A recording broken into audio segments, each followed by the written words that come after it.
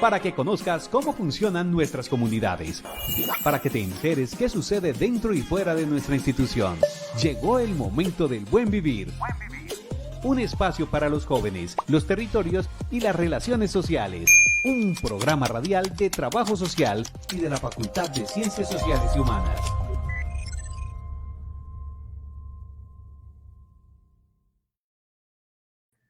Le damos un saludo muy especial a toda la comunidad de la institución universitaria Antonio José Camacho, a nuestro programa de trabajo social, Facultad de Ciencias Sociales y Humanas, y a toda la comunidad, familia, amigos, amigas, profesionales que nos escuchan.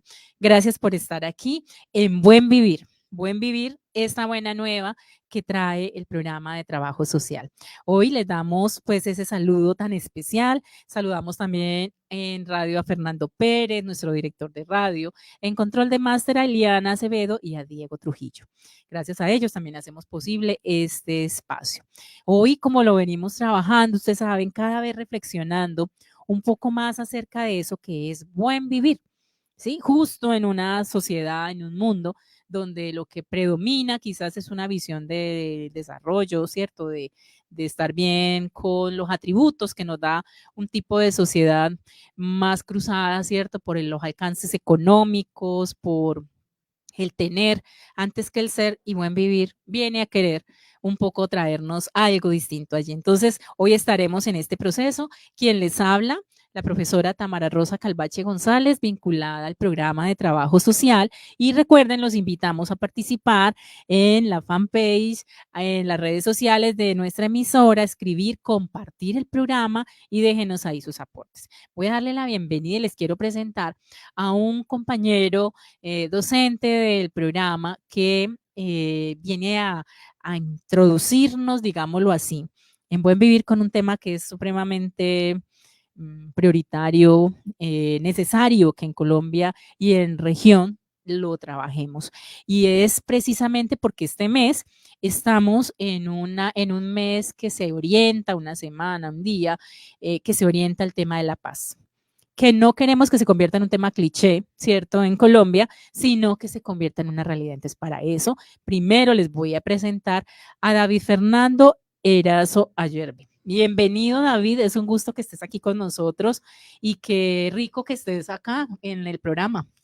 Profe Tamara, muchas gracias por la invitación, muy contento de acompañarlos en esta tarde de jueves, de conversar un poco sobre estos temas que para mí son apasionantes, que son súper importantes, y como trabajador social y como profe de Camacho y como ciudadano me parece que es fundamental hablar y comprender mejor la dimensión que tiene temas tan complejos, pero que a veces se banalizan, no sé, miran tan superficialmente como el problema de la paz. Claro que sí, profe, porque es que corremos un riesgo, ¿cierto? Cuando hablamos tanto y nominamos tanto, podríamos no decir una palabra y termina estando vacía, ¿sí? De contenido, pero resulta que nosotros en ciencias sociales definitivamente sabemos que el derecho a la paz, a vivir en paz, como nos diría por allá también un cantautor, ¿cierto? El derecho a vivir en paz es algo también inherente a poder vivir, ¿cierto? A poder existir.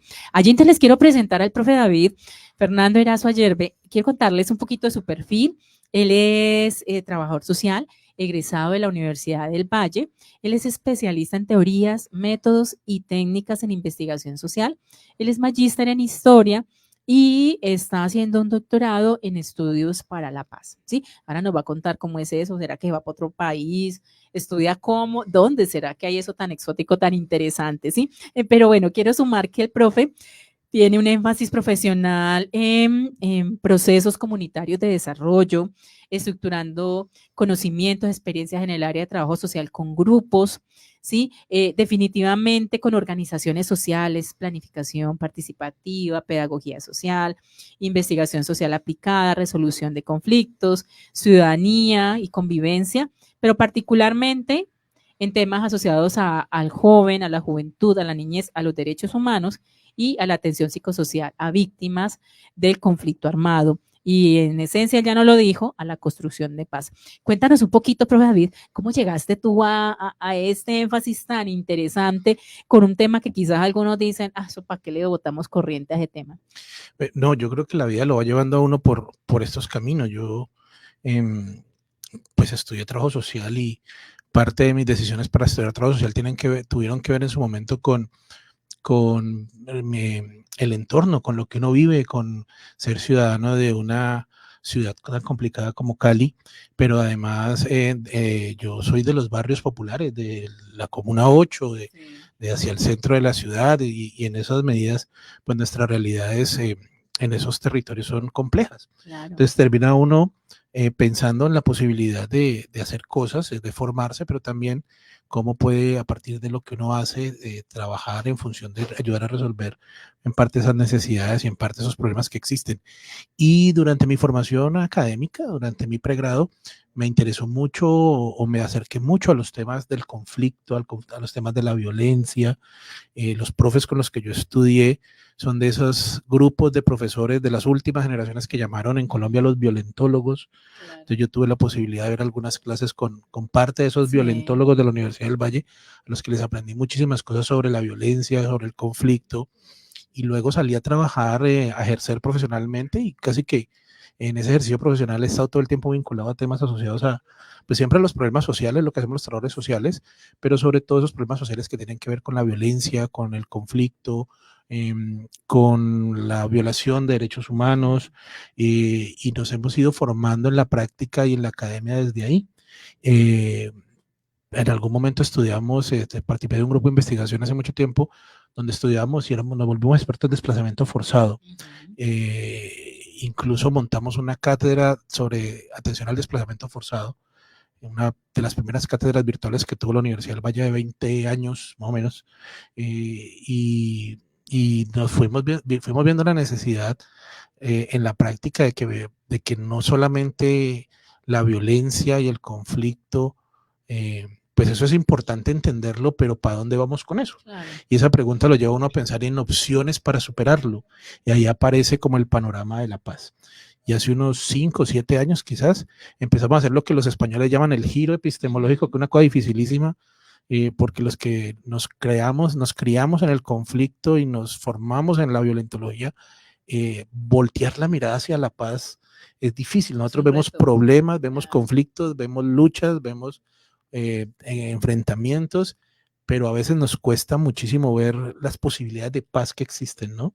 Entonces somos unos profundos comprometidos con que la paz podamos avanzar en ella en un país que lo necesita tanto como Colombia. Claro que sí, además porque algo que nos lleva a lo que tú estás diciendo, pues el conflicto es inherente a lo humano, ¿cierto? Las divergencias, las distancias, pero definitivamente el cómo resolvemos esas diferencias es el punto, y como tú dices ahí, el punto no debe ser la violencia, sino la convivencia, la paz, definitivamente.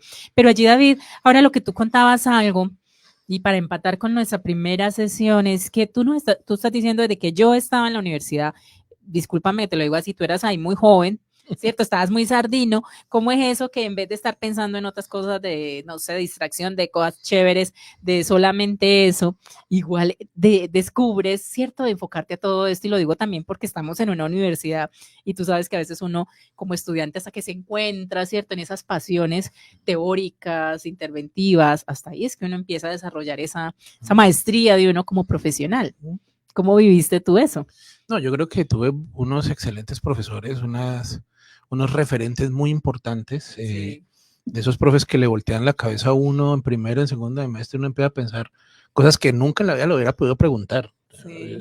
Yo, y siempre cuento la anécdota, yo presté servicio militar, y pasando del servicio militar a una universidad pública como la Universidad del Valle, pues era como que le cambiaran el cassette a uno, no, pues absolutamente. Totalmente, era otra cosa, sí. Y entonces como que los profes de primero y segundo semestre empezaron a hablar de estos temas, y dice, pero yo acabo de pasar por ahí, pues no es un servicio militar básico, pues de bachiller, no con la rigurosidad con la que muchos de los chicos colombianos tienen que pasarlo, claro, porque es su forma de vida, porque es la única opción que tienen, y que termina siendo su oficio. No, a mí me tocó de bachiller, y así todo sentí como después cuando estaba en la universidad decía, sí, la cosa no es tan complicada. Yo tengo una anécdota terrible, Sí.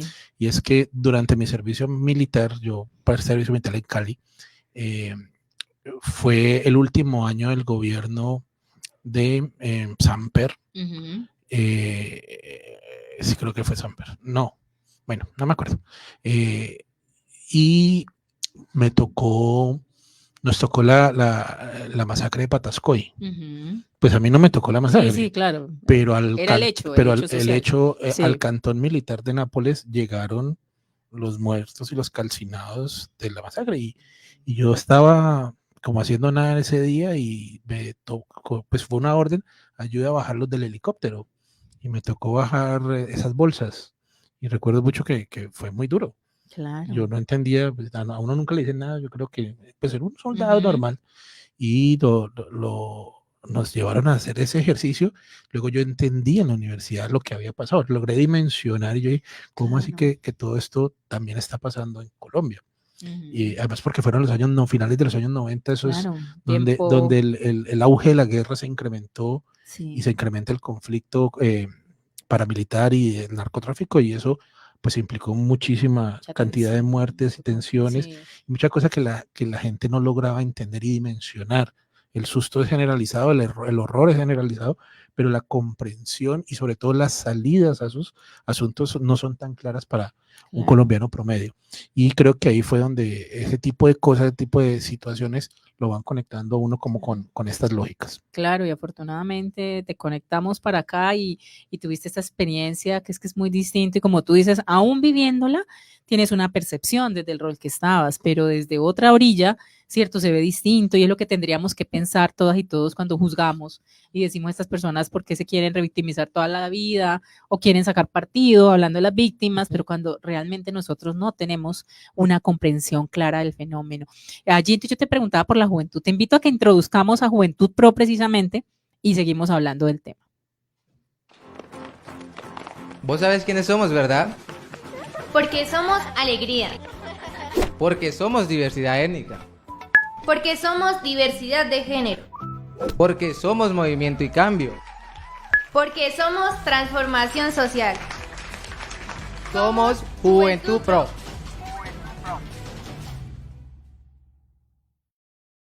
Allí, como ustedes ven, Juventud Pro nos está invitando no solo a sintonizarnos en clave de la universidad, de la formación, sino también de las comunidades jóvenes que claman, ¿cierto?, oportunidades, posibilidades de desarrollo, y también porque son ese presente, pero también, digámoslo así, ese futuro de acciones políticas, de acciones interventivas.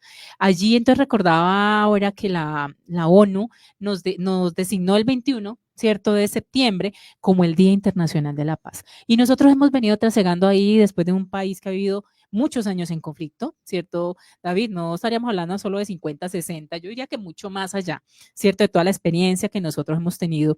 Seguramente ustedes ahí van a seguir imágenes que quisimos traer algunas de situaciones que han afectado también a los niños, a las niñas, a los jóvenes, ¿sí? O que en nuestro territorio están pasando. Y allí entonces, David, preguntarnos, ¿por qué la apuesta debe seguir siendo por la paz? ¿Cierto? Nosotros tuvimos una promesa, la más grande que hemos quizás en los últimos años mencionado, la del 2016, y yo creo, ahora tú lo dices, que se presentó mal, porque era la promesa de la paz total, cuando esa no era la paz total, ¿cierto? Era un acercamiento. Pero en estos territorios, niños, niñas, jóvenes, ¿por qué, David, debemos seguir apuntando a la paz? Porque hay que pensarla en claves de niños, niñas y jóvenes como una urgencia y una prioridad. La paz es una cosa complicadísima de entender. Son tres létricas que le enredan la vida a uno, porque casi que cada persona tiene una idea de qué es la paz, sí, y no necesariamente esas ideas coinciden, pero todos tenemos la sensación de que eso es algo bueno. Claro. Sí, digamos que no hay ningún concepto de paz que no se asocie a una condición favorable para la condición humana. Yo creo que hay muchas formas de entenderlo, y una forma muy clásica de entender la paz es como la ausencia de violencia. Claro. Eso es como una visión muy, muy clásica que tiene que ver con acabar las guerras. La más reconocida. Sí, la más reconocida, de sí, hecho, la más amplia. pero con el desarrollo de las sociedades eso hoy es insuficiente. Claro. O sea, ya no es solamente eso. Permitir que la gente viva, pero que además viva en condiciones de dignidad, en condiciones de justicia, en condiciones de equilibrio con su entorno, pues seguramente va a generar una mejor forma colectiva de estar en el mundo, ¿sí? Y creo que esa es como la aspiración con la cual los que trabajamos en función de la paz tratamos de avanzar en ese horizonte, que es un horizonte de sentido. Y por eso es muy importante entender que la paz no es un estado específico, Sí. sino que es más bien un camino que vamos recorriendo y en el que vamos logrando ampliar cada vez más mejores condiciones. Es decir, no es justo para nadie que, por ejemplo, te levantes en la mañana y no tengas un vaso de agua para tomarte. Claro. O sea, porque unos sí, porque otros no. Claro que sí. Sí, entonces uno pasa por la Guajira y no hay agua. No hay agua. Así de básico, es una cosa tan básica como el agua. Hoy estamos sufriendo unos calores terribles en Cali, hoy bajo la presión del agua en Cali y ya empezamos nosotros a preocuparnos. Ahora la gente que vive sin una gota de agua diaria. Entonces, ¿por qué? O sea, si el mundo es de todos. No es justo que a razón de tu color de piel o a razón de tu estatura o a razón de tu condición de género, entonces alguien sienta que puede pasar por encima de ti. O sea, esas son otra serie de condiciones que uno dice no debería existir en medio de la condición humana, sin embargo, eso es frecuente. Sí. Y cada lucha que se hace en función de eso es un aporte a la construcción de paz.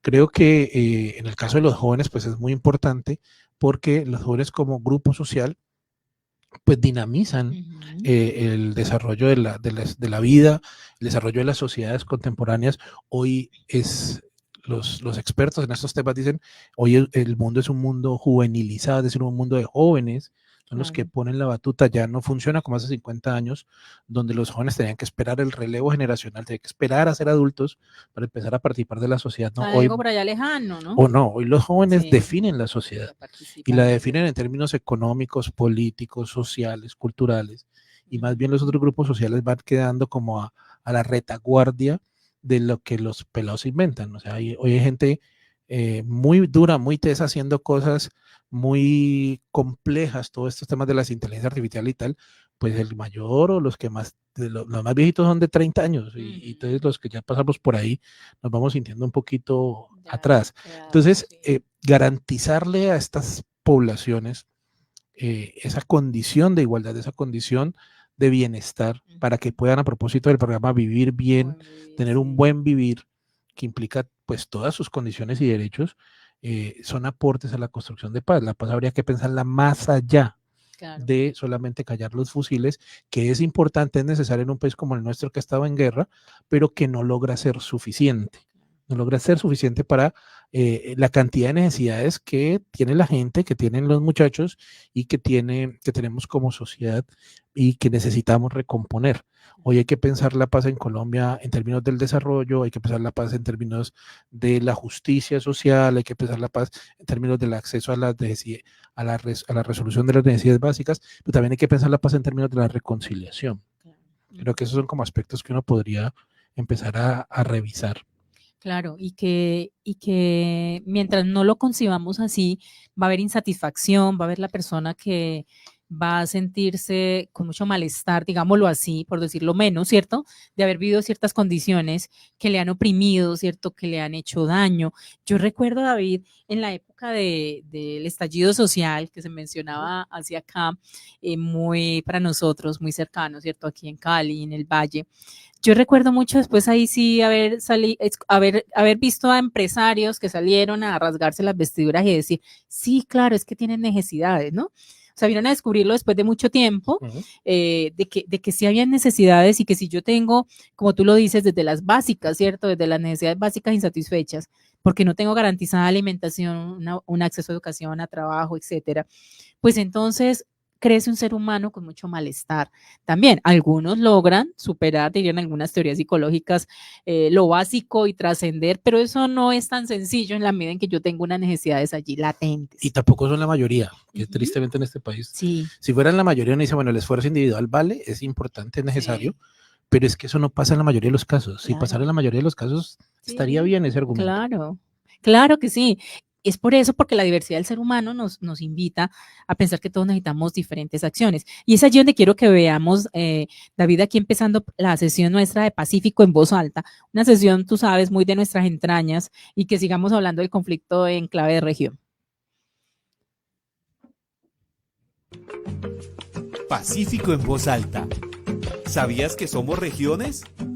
Marimba, río, multiculturalidad, Y las mujeres son lindas y hermosas. creatividad, resiliencia. Vengo yo, de tanto luchar siempre con la nuestra nos salimos, vengo yo. Y mucho Y aquí más. se habla más. Pacífico en voz alta. Pacífico en voz alta nos lleva a cuestionar muchas cosas. También agradecer que nuestros estudiantes, muchos de la Camacho, es gente de Pacífico que nos la trae, nos lo pone aquí con sus sabores, ¿ciertos? Con sus cosas lindas, con su alegría, pero también con el dolor, ¿cierto? Y que hemos visto recrudecido en estas últimas, nuevamente, ¿cierto? Temporadas, donde se ha vuelto a activar algunos focos de conflicto muy, muy grandes. Allí, David, necesitamos hacerle una invitación, ¿cierto? A nuestra comunidad universitaria, también a los políticos, a toda la sociedad que nos ve, precisamente a que no prime la desesperanza, como lo decimos ahí entre el estribillo de esta sesión, y que nosotros podemos salir adelante, pero pues es un salir adelante luchando, ¿cierto? Buscando mecanismos, algo en lo que tú has trabajado, ¿cierto? En comunidad, vamos uniendo ahí eso con tu experiencia comunitaria, ¿cierto? De gestar ahí, de planificar, etcétera. Sí, yo creo que hoy entendemos un poco mejor que la paz no viene después de la guerra. Uh-huh. Y no viene después de la violencia. La paz y la violencia coexisten Claro. al mismo tiempo. El Pacífico ha tenido en los últimos años, en las últimas décadas, un incremento pues exponencial de la violencia y del conflicto. Y de los conflictos, De no los solamente, diversos, además claro. que arrastra con conflictos sociales históricos que no se han logrado resolver, que no se ha permitido resolver, pero tampoco, digamos, a eso hay que sumarle pues una serie de nuevas conflictividades que Claro. tienen que ver con el fenómeno del narcotráfico, con los fenómenos de la corrupción, con los fenómenos de, digamos, el propio conflicto político armado que llegó al Pacífico, que no existía tan fuertemente hace unas décadas. Pero en medio de esas situaciones, y a pesar de esas situaciones, la gente viene haciendo cosas en construcción de paz. Claro. Lo que pasa es que cuando hablamos como la bomba, el confinamiento, Sí. el desplazamiento hace tanta bulla, no nos percatamos que en medio de esas condiciones hay gente que viene haciendo cosas importantes y cosas que le aportan a la construcción de paz.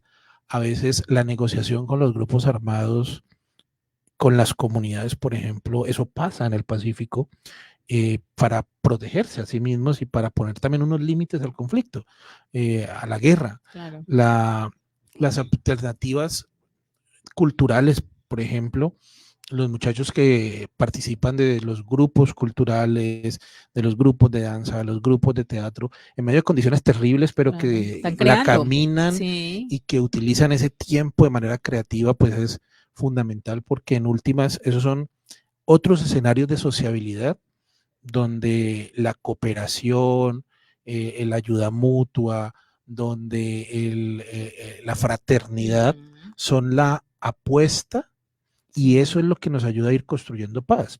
Cuando estás en medio del conflicto, te enfrentas a una situación, un contexto de conflicto, el conflicto y la guerra lo que hace es destruir los lazos sociales, Claro. cortarlos, desbaratarlos, generar miedo, uno se encierra, se Sí, sí. enclaustra, se rompe la confianza comunitaria, y que en medio de esa situación vos puedas tener un grupo de amigos, un parche, un grupo de teatro, donde te reís, donde jugás, te das cuenta que hay otras formas de existencia que son Claro. posibles.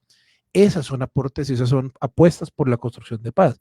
Hay gente que viene hoy recuperando la tradición gastronómica del Sí. Pacífico, como una apuesta no solamente de sobrevivencia en términos económicos, sino como una apuesta cultural, Claro. diciendo, mire, nosotros podemos desde aquí aportar alimentariamente en esto y en lo otro, podemos utilizar esto, y esa es una primer necesidad básica que ayuda a que la gente esté un poco más tranquila y eso ayuda también en la construcción de paz. Y así podríamos seguir enunciando una cantidad de cosas, pero desde luego que tenemos que avanzar y creo que la invitación es que todas estas iniciativas, todas estas prácticas, todos estos proyectos que existen, podamos verlos y hacerles mucha más resonancia porque se convierten en referentes que son tremendamente importantes para otros que puedan estar en condiciones desfavorables y que puedan encontrar en esto una salida a la presión del conflicto, a la presión de los actores, y desde luego hay que seguir pensando en que hay que negociar y hay que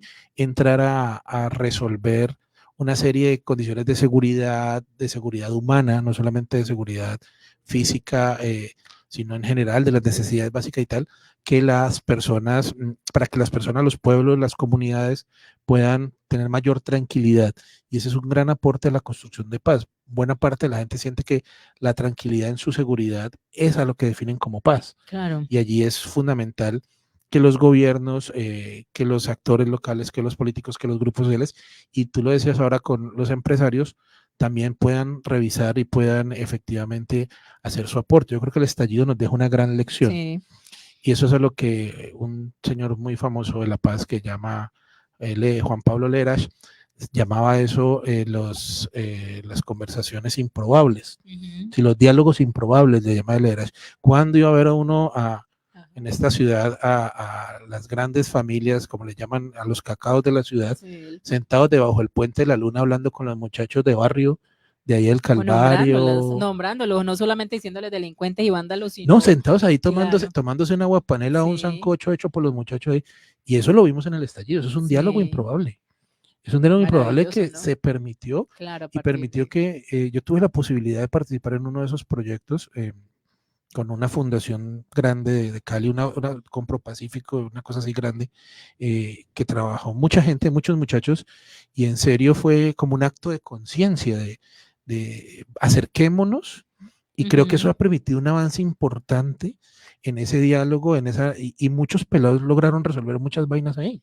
Claro. Digamos, no en la nivel que se quisiera, pero son unos mínimos en el que, digamos, esto es una ciudad que debemos compartir, que compartimos de facto, y en el que a veces ciertos sectores se sienten excluidos y otros se sienten amenazados. Claro, efectivamente. Y allí, para llegar al final, David, del programa de hoy, te voy diciendo del de hoy, ¿cierto? Es que nosotros hablamos de tejer redes. Precisamente en nuestra sesión, una de nuestras sesiones habla de tejer redes. Yo quisiera ahí como que cerráramos un poco con eso, David, sobre tejer redes, que lo estabas diciendo ahora, ¿cierto? Y que es una voz de cambio, ¿cierto? Porque hay que tejer redes con aquel que yo creo que es mi enemigo, con mi vecino que no me hablo, con mi familia. Hay que tejer redes para volver, como tú decías, a tener confianza, ¿cierto? A pensar en esto posible y hacerlo posible.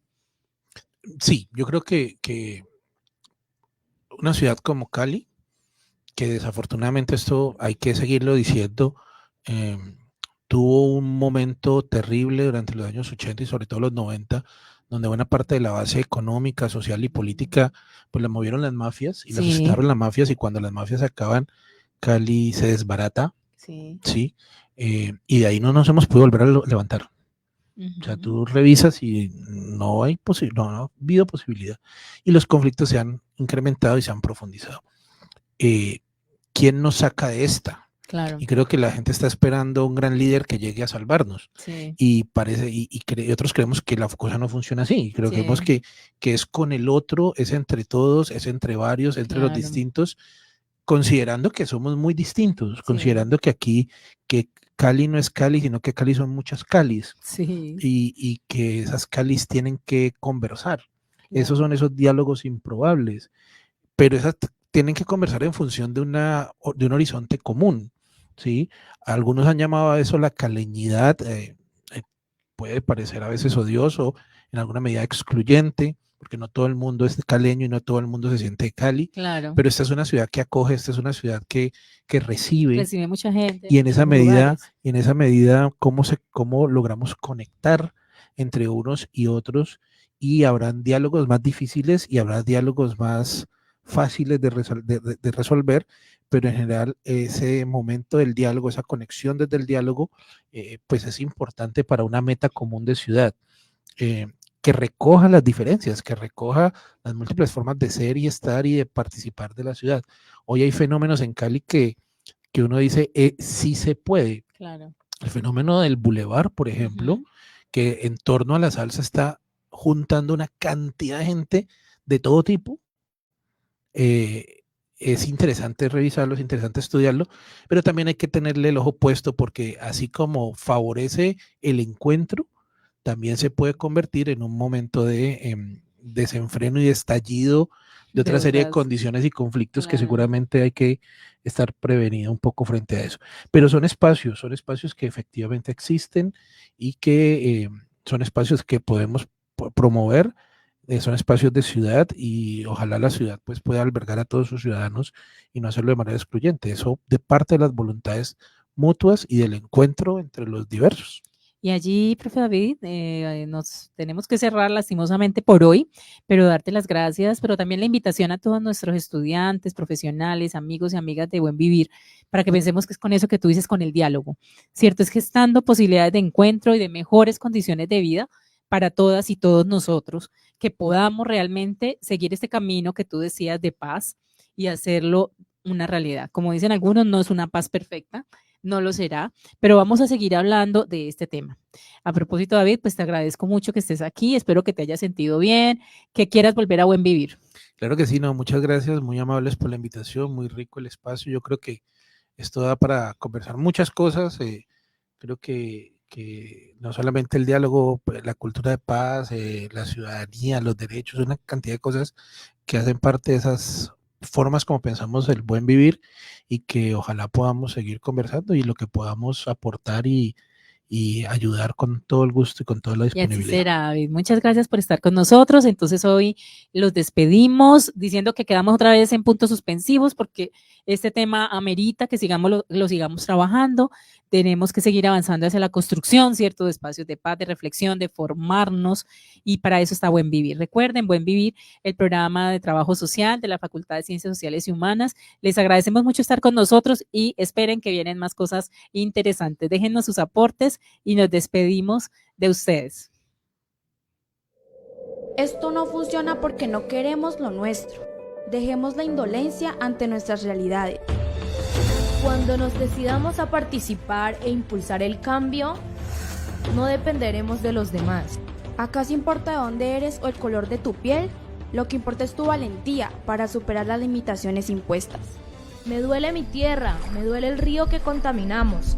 Cuidemos nuestra madre tierra.